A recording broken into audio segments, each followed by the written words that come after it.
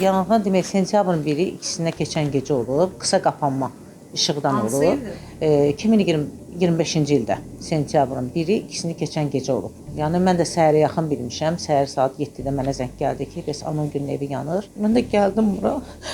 Gəldim gec idi. Anamla bacım ikisi də evin içində həlak olub qalmışdılar. Vallahi deyirlər ki, gec gəlib yanğın söndürənlər, deyirlər tez gəlib. Nəsə onları xilas edə bilməyiblər də. Today Press TV-nin redaksiyasına bu dəfə Bakı şəhər sakini Əliyeva İlhamə xanım problemi ilə bağlı müraciət etdi.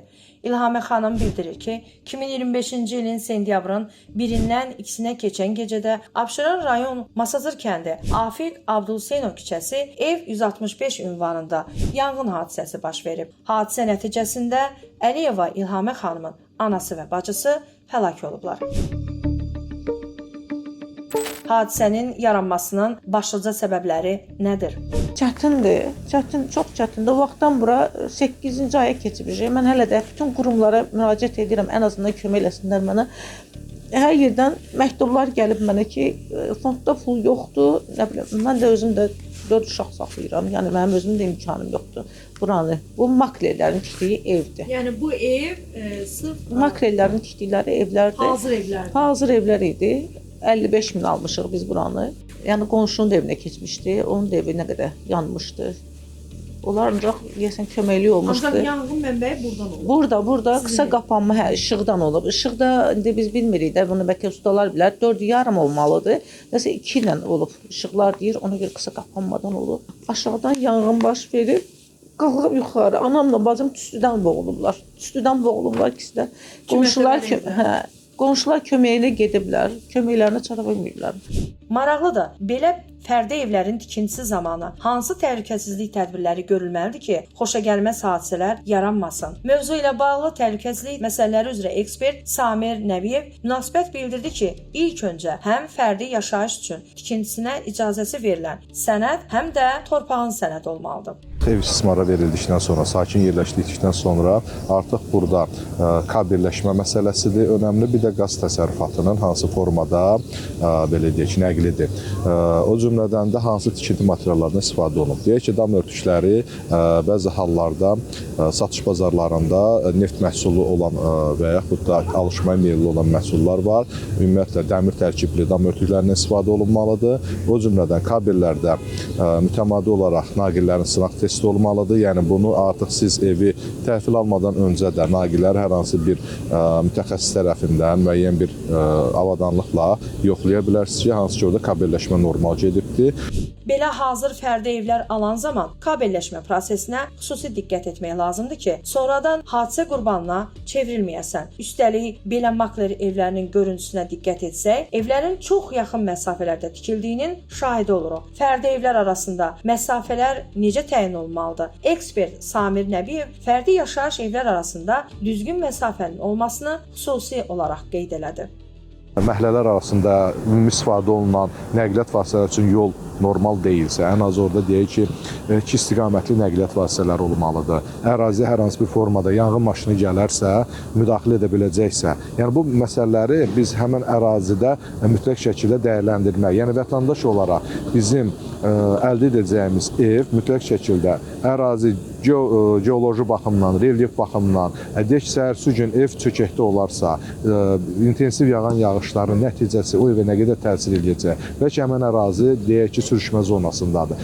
Bunu heç bir makler və yaxud hər hansı bir MTK onu sakinlərə bildirə bilməz, çünki dərhal satışı aşağı düşə bilər. Amma bəlkə MTK rəhbərlərinin özü də bu məlumatı bilmir. Amma bir vətəndaş olaraq sakin və maraqlanmaq bizim öz üzərimizdə. Çünki biz davamlı olaraq həmən ərazidə biz yaşayacağıq. Bu kimi məsələləri yəni xüsusi olaraq vurğulamaq lazımdır ki, səhərsi gün deyək ki, lap özümüzə hər hansı bir formada nəsə olarsa, mənzilimiz yana bilər, özümüz xəstələnə bilərik. Bizim həmin ərazidə əgər yanğın söndürən maşın, o cümlədən təcili tibbi yardım maşın yan ala bilmirsə, fiziki olaraq, yəni heç orada mən metrə məsələsini, o norma qaydaları tətbiq etməyi də qoyuram qırağa. Ən azı vizual olaraq həmin əraziyə yaxınlaşa bilmirsə, necə ki, siz özünüz bəzi məhəllələr var ki, bu məhəllədə ümumiyyətlə maşın saxlamaq üçün yer yoxdur. Parkingi yoxdur, yəni qaraj parkingi yoxdur. Həyətdə xudmani bir bağçadır və ərazidə yaşayan insanlar maşınları digər küçələrdə saxlayır. Artıq bu deməkdir ki, bizim həmin ərazidə hər hansı bir fövqəladə vəziyyət yaranarsa, həmin əraziyə giriş qeyri-mümkün olacaq. Belə hadisələrdən dolayı zərər görən fərdi evlər əvvəlcədən sığortalanırmı? Sığorta məsələləri üzrə ekspert Şahin İsmailov Today Press TV-yə müsahibəsində bu məsələyə belə aydınlıq gətirdi. Fərdi evlərin və mənzillərin sığorta etdirilməsi nə üçün lazımdır? Bildirim ki, daşınmaz əmlakın icbari sığortası bir çox risklərə təminat verir. Bunlara zəlzələ, yanğın, kənar şəxslərin müdaxiləsi nəticəsində dəymiş zərərlər, həmçinin qaz sızması və yaxud elektrik qapanması nəticəsində baş verən partlayışlar və digər risklər daxildir. Xatırladım ki, Bakı şəhəri üzrə daşınmaz əmlakın icbari sığorta qiyməti 50 manat və verilən təminat 25 min manatdır. Yəni hər hansı bir təbii fəlakət nəticəsində əmlaka hər hansısa bir zərər dəymişdirsə, bu halda həmin məbləğin 25 min manatı sığorta şirkətləri tərəfindən qarşılanır. Ekspert onu da bildirdi ki, icbari sığortanın müddəti 1 illik hesab olunur. Bəs bu müddət başa çatandan sonra müqavilənin yenilənməsi üçün əmlak sahibinə bildirilirmi? Adətən sığorta müqaviləsi bitdikdən sonra bu barədə hər bir vətəndaşa bildiriş SMS-i gəlir və müqavilənin yenilənməsi xahiş olunur. Çox təəssüf hissi ilə qeyd edək ki, əksər vətəndaşlar növbəti il üçün sığorta müqavilələrini yeniləməkdən imtina edirlər və adətən vətəndaşlarımız belə fikirləşir ki, sığorta müqaviləsi üçün ödənilmiş məbləğ itirilmiş bir məbləğdir, əhəmiyyətsizdir. Ancaq baş verən hadisələrin analizi göstərir ki, bugünkü gündə çox böyük insanlarımız ziyan qarşısında, zərər qarşısında artıq nə edəcəklərini bilmirlər və o zərər özləri tərəfindən qarşılanacaqdır. Bəs zərər çəkən ailənin yanmış əmlakı sığortalanmışdımı? Var idi, sığortası vardı. Sığorta da Megastardır. Odur. Yəni onu da deyim ki, mən getmişəm, dəfələrlə getmişəm ora. Mənə dedilər ki, vaxtı bitib. Əgər vaxtı bitmişdisə, niyə bizə xəbərdarlıq olunmamışdı? Getdim. Hara çağırdılar məni, hara göndərdilər. Dəstək olunmadı. Dəstək heç bir yerdən yoxdur. Mən yenə deyirəm, baxın, üçün əlimdə heç şey. Bu Mega sığorta şirkəti tərəfindən Bəli, yox, getmişdim ora. Dedilər ki, yox. Yəni vaxtı bitib. Nə vaxtı bitib bilmirəm. Niyə xəbərdarlıq eləməyiblər, onu da bilmirik. Deyilən iddia ilə bağlı Mega sığorta şirkəti ilə əlaqə saxladıq. Şirkətin sözçüsü Emil Ağabağırov yaranmış problemlə bağlı açıqlama verdi. Son 2 ildə ümumiyyətlə daşınmaz əmlakın icbari sığorta müqaviləsi elektron şəkildə bağlanılır. Kağız daşıyıcıya ehtiyac yoxdur. Necə ki, avtomobillərin icbari sığorta növündə 2016-cı ildən artıq kağız daşıyıcıya ehtiyac yoxdur və elektron şəkildə bağlanılır və daşınmaz əmlakın icbari sığortası da eyni şəkildə onlayn həyata keçirilir. Vətəndaşlar sadəcə müqavilə bağladıqları müddəti, tarixi xüsusilə qeyd etmədilər özlərində və bundan əlavə olaraq vətəndaşlara müqavilənin bitdiyi zaman 30 gün qalmış bildiriş SMS də vətəndaşlara mobil nömrələrinə gəlir. Bu hansı qurum tərəfindən? Bu əslində icbari sığorta bürosu tərəfindən SMS bildirişləri gəlir. Sadəcə burada məsələ necədir? Bütün hallarda SMS bildiriş gəlir. Amma ola bilər ki, alqı-satqı zamanı mənzili satan şəxs öz mobil nömrəsini qeyd edə bilər. Yekunda müqavilənin bitməsinə bir neçə vaxt qalmış, bir neçə müddət gün qalmış. Yalnız həmin sistemdə olan nömrəyə SMS bildiriş gedir. Ola bilər ki, bir müddət vətəndaş bu nömrəni işlədir və hansısa bir müddətdən sonra o nömrəni işlətməyə bilər, deaktiv ola bilər. Təbii ki, sistem yeni bir nömrəni bilmir. Sistem hansı nömrə ki qeydiyyata düşüb, yalnız o nömrəyə bildiriş SMS gedir. Və bundan əlavə olaraq vətəndaş artıq bilir ki, müqavilə bağladığı zaman müqavilə 1 illik bağlanılır. Əgər mən tutaq ki, bugün aprel ayında müqaviləni bağlamışamsa hansısa bir tarixdə, gələn ildə aprelin həmin günündə də müqavilə bitir. Və vətəndaş müraciət etməlidir yenidən sığorta şirkətinə. Təbii ki, vətəndaş sığorta şirkətini seçməkdə sərbəstdir. Vətəndaş müraciət edərək öz əmlakını yenidən yeniləyə bilər. Mega sığorta şirkətinin əmlak sahibi ilə bağladığı müqaviləyə diqqət etsək, bitmə tarixi düzgün qeyd olunmayıb və bu da zərər çəkən ailə üçün sözü gedən sığorta şirkəti tərəfindən böyük bir problemə çevrilib və yanğından zərər çəkən ailə bu sığortanı əldə edə bilməyib. Ola bilər sığorta şirkətinin əməkdaşı yeniləmək üçün müqavilənin vaxtını daha da uzatmaq üçün vətəndaş, daha doğrusu sığorta şirkətinin əməkdaşı öz təşəbbüsü ilə müştəriyə zəng edə bilər. Amma bu tələb olaraq əməkdaşlar qarşısına qoyulmur sığorta şirkətlərində.